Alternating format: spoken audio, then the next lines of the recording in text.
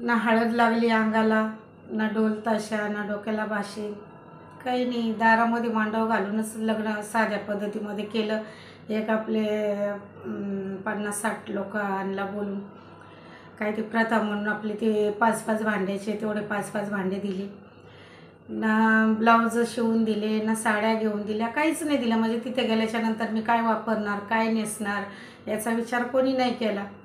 घरातूनच निघायच्या वेळेस हो या म्हटले आणि सोडवायलासुद्धा दारापर्यंत कोणी नाही आलं. आणि ते जसं बाकीच्या लग्नामध्ये बघतो ना, नवरी जाताना रडणं पडणं हा प्रकार तर काही झालंच नाही माझ्याबद्दल. कारण मला तर रडायला आलंच नाही. कारण ऑलरेडी माझं खूप रडून झालं होतं तिथे. आणि त्यांचं तर काय वेगळंच होतं. कारण त्यांच्यामुळंच मी रडत होते. त्याच्यामुळं त्यांना काय गरजच, तेच मला रडवणारे होते, त्याच्यामुळं ते कशाला रडतील ना. तर आम्ही निघालो. म्हणजे नवऱ्याच्या घरी मी निघाले. स्टेशनला वरून मला कर्जतला दिली होती ना, तर मग स्टेशनला आलो. गाडी पकडायची, गाडीत कधी चढायचा म्हणजे प्रसंग कधी इथून मागे कधी आला नव्हता ट्रेनचा ना आमचा.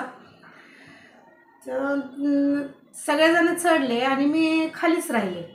मला काही चढायलाच नाही जमलं.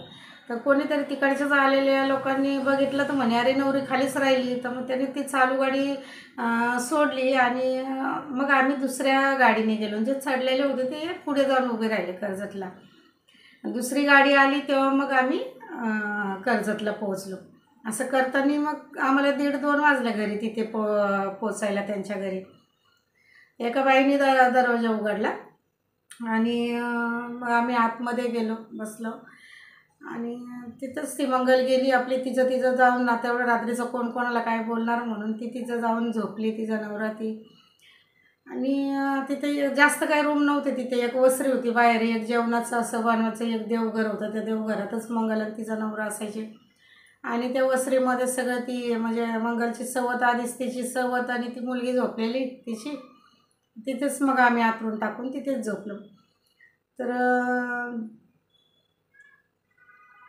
आधी म्हणजे बोलणं झालंच नव्हतं. जे मला करून दिलं नवरा माझ्या आईवडिलांनी.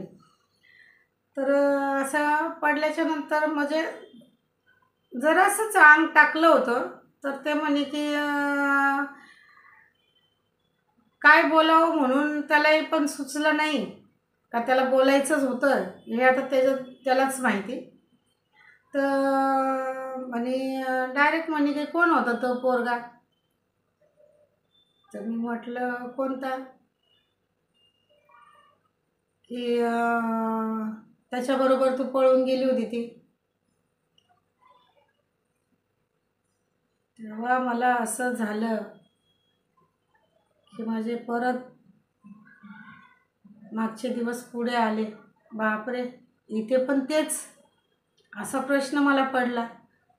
जसं मी म्हटलं होतं की माझ्या ऑलरेडी मी इथे पोचायच्या आधीच माझी बदनशिबी इथे पोचली हे मला कळलं.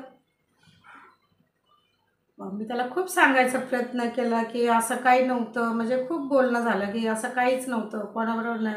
त्या माझ्या बहिणीने एवढं सगळं केलं, ती मला खूप मारायची वगैरे, ही त्याला सगळी स्टोरी मी त्याला सांगितली. पण नाही, त्याने म्हणतो असं थोडी आहे, स्वतःचीच आई आणि बहीण कशाला बोलेल. लोक बोलतात ते काय एवढे वेळ आहे का, तू एकटी शहाणी आहे. बरंच असं. बरं, प्रश्न हा होता, जेव्हा तुला एवढं सगळं माहिती होतं मग तू का लग्न केलं नव्हतं करायचं ना. पण काय म्हणतात ना, माझं नशिबामध्ये जे असतं तेच घडतं हे तर मला मी आता म्हणजे कळून चुकले की नशिबात असतं तेच घडतं. पण त्याच्या पुढे जे घडणार होतं हे भयंकर होतं, हे कोणालाच माहिती नव्हतं.